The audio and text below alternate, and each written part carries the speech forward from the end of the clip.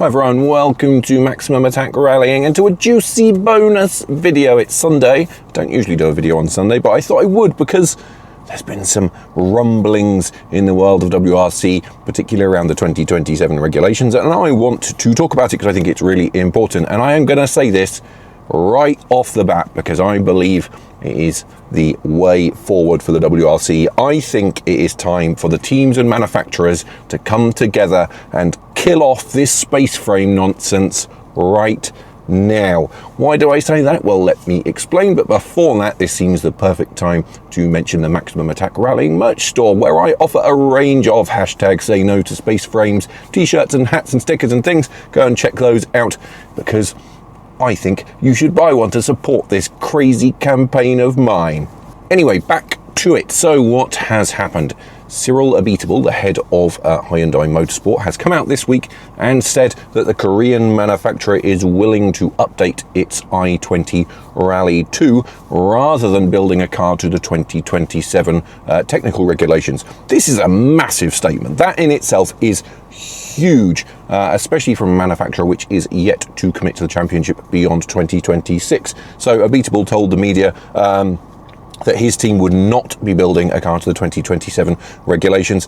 He said of the 2027 rules that they are, excuse me, no, I just checked, they are a train that has left the station already, which means it is too late for his team to start building that car.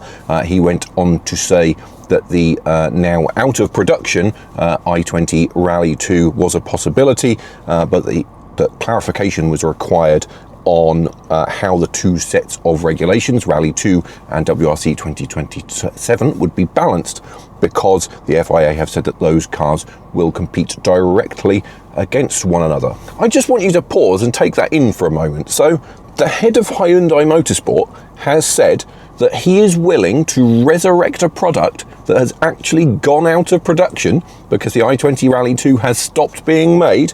He would rather resurrect and update that car than build a car to the 2027 WRC regulations. That is really significant, and it's a big kick in the nuts to those regulations, I'll tell you that. So just as a quick overview, the 2027 rules are effectively designed to reduce costs. So basically we would take a modified Rally 1 chassis, add the engine and transmission from a Rally 2 car, and then some bespoke suspension components, probably double wishbone suspension and a few other bits, which basically, in my view at least, completely takes rallying away from its core DNA and goes in completely the wrong direction. Abiteboul's position, to be honest, is understandable. You know, the new rules have not yet been finalised. They are apparently going to be finalised by the end of the year. Any manufacturer that's coming into the sport or is part of the sport is going to want time to understand those regulations and to have sufficient time and resources to build a car that maximizes its potential within those regulations. Let's not forget, of course, that Hyundai have already been bitten by this in the past. So when it came to Rally 1, they got late sign-off from their paymasters in Korea, and that meant that they were behind schedule with the Rally 1 car. So they have been bitten by late regulations because there was a bit of back and forth on Rally 1 as well. To add extra intrigue to this debate, the FIA Chief Technical and Safety Officer, Javier Mastellan, has publicly responded to Abiteboul's query about balance of performance. He said there will be no specific balance of performance regulations similar to what we would see in the World Endurance Championship, for example, and that the only balancing factor between Rally 2 and 2027 cars will be weight. So under those new rules, as I said, both cars will have the same engine, but there are going to be suspension and aerodynamic differences because the bodies are going to be different for the space frame cars. So I think Abiteboul is absolutely right to seek that clarification. Doing it publicly is perhaps a little bit inflammatory, but he's right to seek that clarification because from his point of view, I mean, you can bet your bottom dollar that if there is going to be any balance or imbalance in favour of one particular set of regulations, it's going to be in favour of the 2027 cars, isn't it? Because the FIA aren't going to want a lesser Rally 2 car to consistently beat the machines that it has bet so heavily on. So I get that, and I get why he's seeking clarification. And this is where I think he needs to make a stand, because if he's genuinely willing to field a 2027 car, if he's genuinely willing, let me start again, to field a Rally 2 car, then for me, I think he should get on the phone to Jari-Matti Latvala and Akio Toyoda as soon as possible. In fact, scrap that. He should set up a conference call with those two and the team from Stellantis Motorsport, because if you think about it, Lancia have already committed to a factory-supported Rally 2 program starting from next year at Monte Carlo. If Hyundai are willing to resurrect their Rally 2 car, I would suggest that the best course of action at this point is for Hyundai, Stellantis and Toyota to all collectively agree to run Rally 2 cars in 2027 and to just kill this whole space frame, scaled, buggy nonsense on the spot. You know, and it shouldn't, for those manufacturers, it shouldn't take much convincing, should it? Lancia's car is essentially brand new, but based on the very successful Citroën C3 Rally 2. Toyota already have a fantastic Rally 2 car in the GR Yaris, and if Hyundai direct the resources that they were going to put into a 2027 car into updating and improving the i20 Rally 2, then that should be competitive. You know, throw in the still superb Skoda Fabia Rally 2, and that's 4 highly competitive Rally 2 cars that would be fighting for championships. You know, the teams would have saved themselves a boatload of money instead of building these brand new cars. Rallying would have retained a link to production cars and retained the very core of its DNA, and it would actually give marketing departments something to work with. You know, the FIA would obviously hate it, but who actually cares about that? You know, if we look back at their record, have they actually shown that they're capable of coming up with workable technical regulations over the last few years? You know, Rally 1 for me has just been an unmitigated disaster. You know, even going back further, for all the spectacle that the 2017 cars brought, well, they drove Citroën out of the sport, didn't they?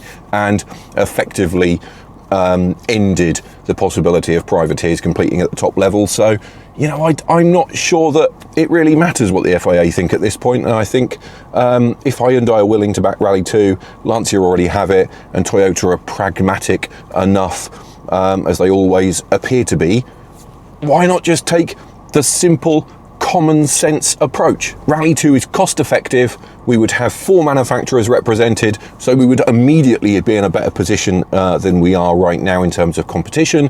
And it would also critically open the door to the WRC for hundreds upon hundreds of privateers that already own Rally 2 cars. It would add an even greater level of depth to the competition, particularly on certain rallies where you'd have local specialists showing up and getting in the mix. You know, ultimately the FIA claim that their goal is to have as many top-class cars competing as possible. So why not use a category where there are already literally hundreds of top-class cars out there eligible, ready to go, rather than wasting huge sums of money on building new space frame cars that, as far as I can see it, no one really wants. They don't offer any massive performance gain. They offer zero marketing value for manufacturers. Yes, there's a safety element with the space frame, but ultimately the roll cage within a Rally 2 car is kind of still a space frame. It's just built within a production body shell, so you've actually got a tangible link to your product.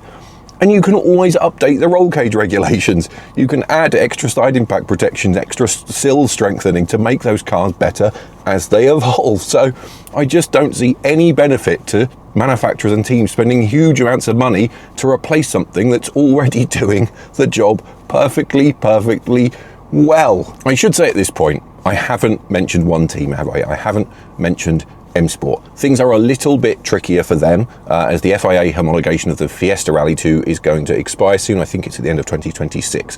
That would rule them out of bringing the Fiesta as a competitor in 2027. Is that a truly insurmountable problem? I'm not so sure that it is. You know, we've got 3 manufacturers, I suspect all of which would be willing to run Rally 2 cars in the top class. And if they're all saying, well, it's Rally 2 or bust, if they come together, as I said, well, could they not just apply some pressure to the FIA to extend the homologation of the Fiesta for a couple of years so that M Sport can catch up? You know, if we bent the rules to allow Hyundai to use a load of extra jokers to update the i20 Rally 1. Well, can't we just extend the homologation of the Fiesta for a couple of extra years? Aside from that, of course, the obvious path is for M Sport to build a Puma Rally 2. They have said that that can't be done, but I mean, from what we know, they haven't committed to 2027 anyway. They haven't started work on a 2027 car that we know of, so maybe it's time to stop saying it can't be done and just take a Puma body shell, take the bits out of a Fiesta and kind of just find a way to see if it can be done. Because, you know, if you look at Andreas Bakkerud, he's been competing a rear-wheel drive converted Puma in Rallycross. RMC Motorsport have built a Puma to N5 specification, so made it four-wheel drive. If they can do it, surely a team with the resources of M Sport can make something work with that car. I don't think it's as big a challenge as they say. You know, we've seen crossover type cars competing before. Hayden Paddon's built an electric Hyundai Kona, that's a crossover. ProDrive built a Mini Countryman, that was a crossover. So I don't think it is as tough and as impossible as they suggest. So I think a Puma Rally 2 is a possibility. So that's it. That's my view. I believe we have reached a critical point in the future of the WRC, probably even rallying itself. Hyundai are on the brink of leaving. They're on the brink of quitting. Cyril Abiteboul has said that they will not build a car to the new regulations. You know, M Sport haven't publicly committed to building a car. Toyota are the only one of the existing manufacturers to have admitted that they are. No new manufacturer has publicly said that they are working on a new car, aside from a few rumours. What are we doing? You know, in contrast, every one of the major manufacturers or existing manufacturers has a Rally 2 car already. You know, one major manufacturer, Lancia / Stellantis, has just built a brand new Rally 2 car. So what are we doing? You know, what are we doing? Why are we trying to follow a path that seemingly no one wants? Because we have the proof that no one wants it, because no one has actually invested in it. So the answer is obvious, isn't it? The answer is as obvious as it has always been. Scrap Rally 1, scrap all this space frame nonsense, and build the cars to the format that has proven so popular for more than a decade. The answer is staring us in the face. Please, please, FIA, let's just cut the crap and get on with it. Please. See you next time.